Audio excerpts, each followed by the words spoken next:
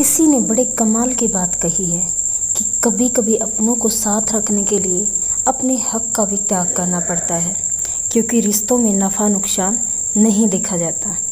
तो नमस्कार दोस्तों, आज हम लेके आए हैं एक बहुत ही अच्छी कहानी। तो चलिए शुरू करते हैं। यह कहानी विनोद जी की है।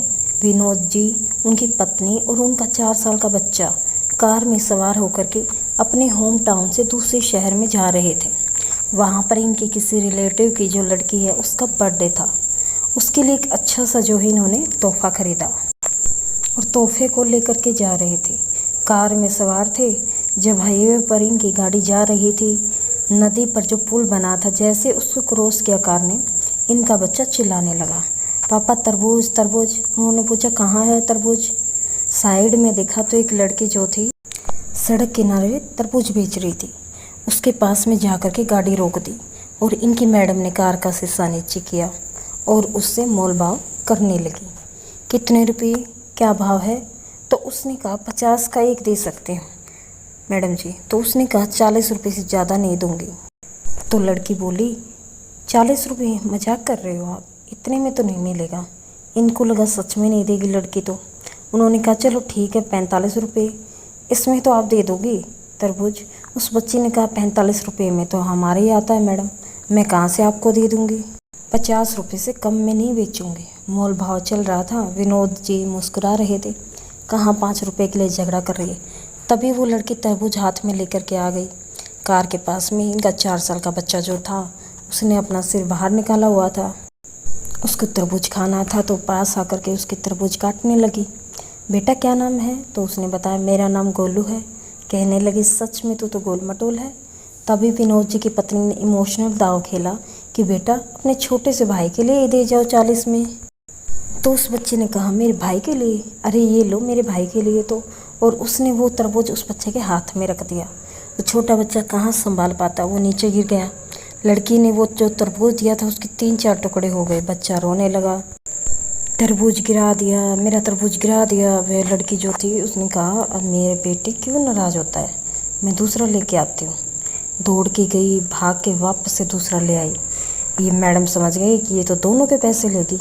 उन्होंने कहा, उस वाले के पैसे नहीं देंगे हम, वो तुम्हारी गलती से गिरा है, मुझे देना चाहिए था ना, बच्ची को क्यों दिया?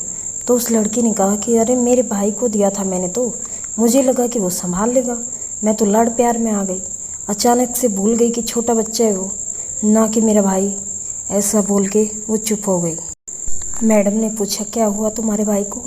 उसने कहा, मेरा भाई 2 साल का था, अभी कुछ समय पहले 2 साल का हुआ था। हमने उसका जन्मदिन मनाया था घर पर। उसके बाद उसे बुखार आ गया, बीमार हो गया, अस्पताल ले जा रहे थे तो उससे पहले ही उसने दम तोड़ दिया। लड़की रोने लगी। इन्होंने कहा, अरे रोते नहीं। उस लड़की ने कहा, रो नहीं रही हूँ, आप तो ठीक है ना, मेरे भैया को ये वाला तरबूज दो, अब की बार आप संभालो। उन्होंने मैडम की तरफ तरबूज बढ़ा दिया। मैडम ने कहा, पर हम तरबूज के एक के ही पैसे देंगे। उस लड़की ने कहा, मुझे तो एक के भी पैसे नहीं चाहिए, मैंने अपनी ओर से अपने भैया को गिफ्ट किया। आपने भैया बोला ना, बस ये मेरा भैया आज से, आप इसको तरबूज खिलाओ, इसको खुश रखो, ये रो रहा है, आप इसको चुप कराओ। मैडम जो थी कहने लगी कि अरे पैसे तो रखो, तुम एक तरबूज के तो रखो। विनोद जी ने कहा, अरे गजब कर रही हो, ये लो दोनों तरबूज के पैसे दो। 100 रुपये का नोट आगे बढ़ाया।